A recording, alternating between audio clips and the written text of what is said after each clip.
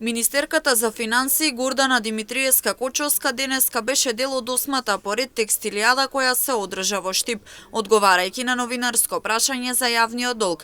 Таа посочи дека може да стигне до 66% до крајот на годината, ако бруто домашниот производ достигне раст од 2,1%. Јавниот долг во моментот не е 66%, туку тоа се проекциите до крајот на годината под предпоставка дека бруто домашниот производ ќе има раст од 2,1% и дека јавните предпријатија и институциите ќе ги користат кредитите кои што ги имаат повеќе склучени договори онака како што им биле планирани. Значи не значи дека ќе биде 66%, така да ќе треба да зачекаме да видиме. Заклучно со 36 беше ми се чини 60,5%. Значи не е во тој дел состојбата таква. Тоа е максималниот износ кој што е проектиран.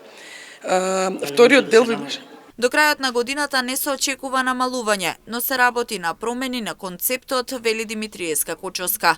Додава дека се работи на инвестиции, зголемување на економскиот раст и консолидирање на јавниот долг. Во однос на намалувањето, од годинава не верувам дека може да има намалување, но затоа работиме на промена на концептот, како ја гледаме иднината и како ќе ја развиваме економијата преку инвестиции и поголем економски раст, секако дека полека ќе го консолидираме и јавниот долг.